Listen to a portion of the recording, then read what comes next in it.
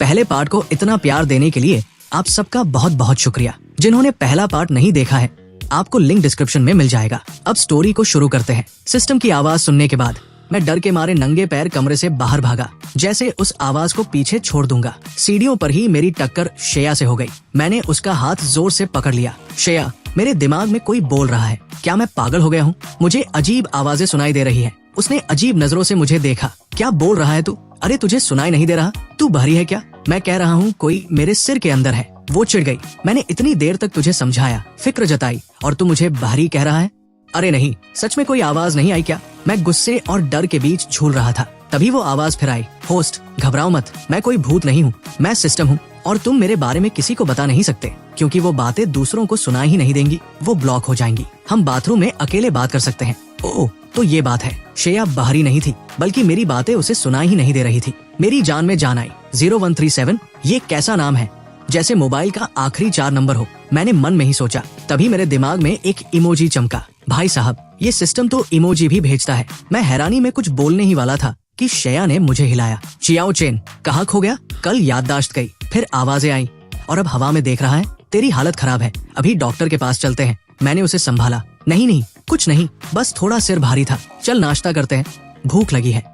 नाश्ते के बाद वो ऑफिस चली गई और उसने मिली डॉक्टर को घर भेज दिया। डॉक्टर मेरा चेकअप कर ही रहा था कि एक अधेड़ उम्र का आदमी रोता हुआ अंदर भागा आया। दामाद जी, खुदा के वास्ते मेरी मदद कीजिए। बिटिया से कहिए कि मुझे इन नौकरी से न निकाले। अब मेरी बात सुनो भाई, मेरा दिमाग अभी 19-20 साल वाले लड़के का है। मैंने आज तक कभी किसी बड़े बुजुर्ग को अपने पैरों में गिरते नहीं देखा था, तो मैं तो एकदम सक्का गया। मैंने झटपट उन्हें उठाया और कहा, अरे आप पहले खड़े हो जाइए, जो भी बात है आराम से बताइए। वो आदमी गिड़गिड़ाने लगा। दामाद जी, मेरे घर में बूढ़े माँ बाप हैं, 2 बेटे यूनिवर्सिटी में पढ़ रहे हैं। अगर मेरी ये नौकरी चली गई तो मैं बर्बाद हो जाऊंगा। इधर बॉडीगार्ड्स ने पल पल की खबर श्रेया को दे दी। श्रेया का पारा चढ़ गया। कल ही तो मेरा नया नंबर आया था और आज ही उस युवान को भनक लग गई। इसका मतलब साफ था कि घर में ही कोई विभीषण बैठा है जो खबरें लीक कर रहा है। वो युवान भी कम नहीं थी। एक तरफ बिजनेस पर नजर रखे हुए थी और दूसरी तरफ मुझे भी अपनी उंगलियों पर नचाने की फिराक में थी। श्रेया ने मन ही मन ठान लिया कि अब वो चुप नहीं बैठेगी। जब मुझे पता चला कि उस आदमी ने क्या किया है,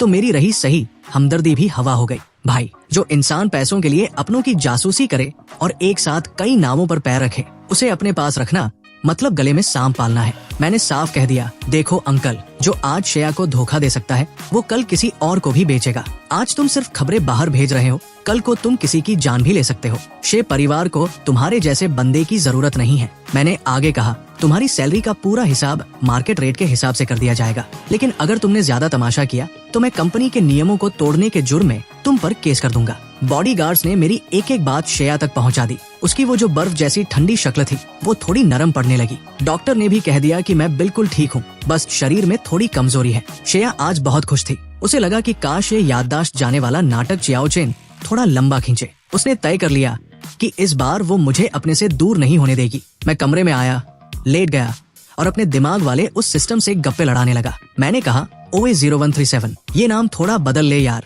ऐसा लगता है जैसे कोई जोमेटो वाला बाहर खड़ा है। सिस्टम बोला, जी हुजूर, आप जो कहें।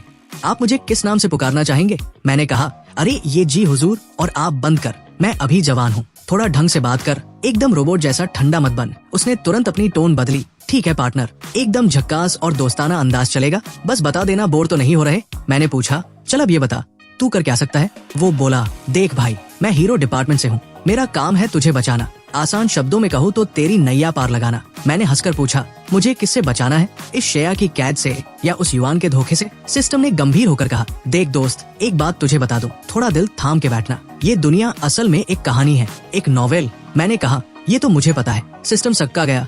तुझे कैसे पता? मैं तो अभी अभी आया हूँ, मैंने तो कुछ बताया भी नहीं। क्या किसी और ने बता दिया और तूने मान भी लिया? मैंने जवाब दिया, अरे भाई, मुझे हवा में कमेंट्स दिखते हैं, क्या ये तेरे सिस्टम का कोई डिफेक्ट है? सिस्टम ने माथा पीट लिया।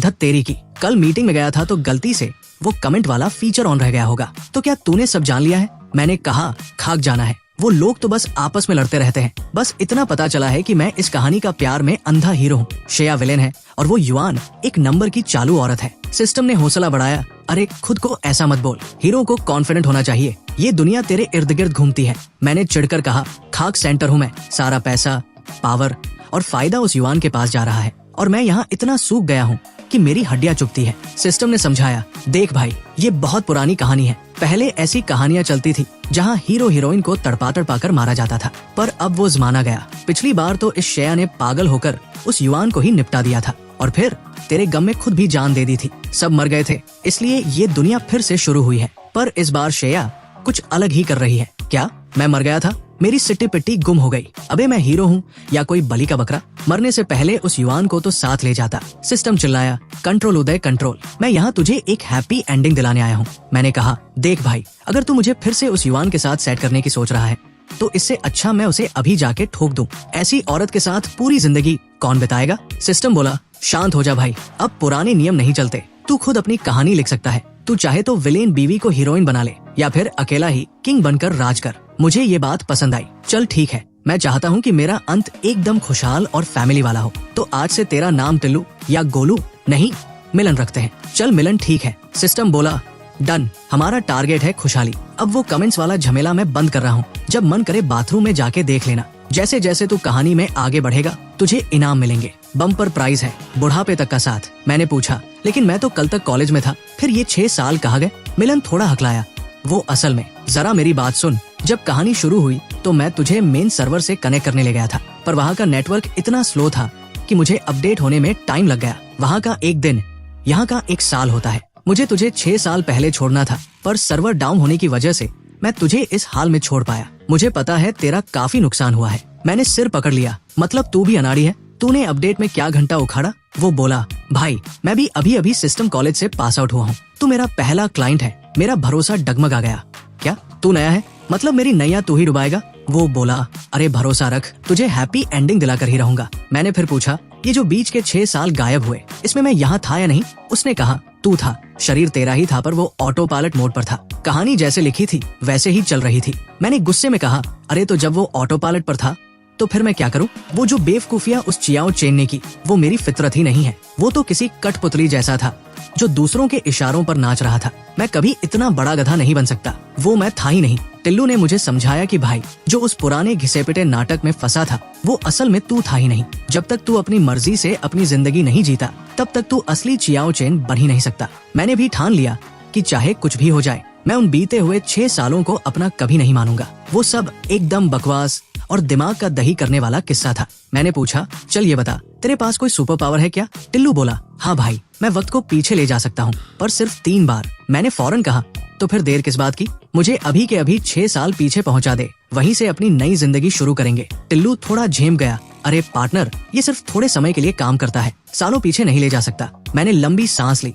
चल ठीक है, इस शक्ति को बुढ़ापे के लिए बचा कर रखते हैं। अच्छा ये बता, इनाम में क्या मिलेगा? तूने कहा था न कि ये मेन मिशन है। उसने बताया, इनाम में ब्लाइंड बॉक्स मिलेंगे, उनमें क्या निकलेगा ये तो मुझे भी नहीं पता। और हाँ, रास्ते में तुझे कुछ छोटे मोटे साइड मिशन भी मिलेंगे। तेरी मर्जी है उन्हें पूरा करना या नहीं। मुझे लगा चलो बोरियत तो कम होगी। इधर शेया ने वो बड़ा टेंडर जीतकर मार्केट में अपना सिक्का जमा लिया था। अब शे ग्रुप सबसे आगे निकल चुका था। उधर दूसरी तरफ युवान को जब हार की खबर मिली तो उसका दिमाग ठिकाने आ गया। वो रात भर अपने ऑफिस के टॉप फ्लोर पर अकेले बैठी रही। कंप्यूटर स्क्रीन पर वो हार वाला ईमेल उसकी आंखों में चुभ रहा था। गुस्से में उसने ऑफिस का सारा सामान तहस नहस कर दिया। हालत ये थी कि 3 महीने पहले उसने अपने मंगेतर की फैमिली से 500 करोड़ का इन्वेस्टमेंट लेने के लिए एक खतरनाक एग्रीमेंट साइन किया था। अगर प्रोजेक्ट जीतती तो 15% शेयर देती, पर हारने पर उसे भारी ब्याज के साथ पैसे लौटाने थे और अपनी कंपनी के शेयर गिरवी रखने थे। उसके पिता, जो सिर्फ काम और कामयाबी को पहचानते थे, अब उसे दरकिनार करने वाले थे।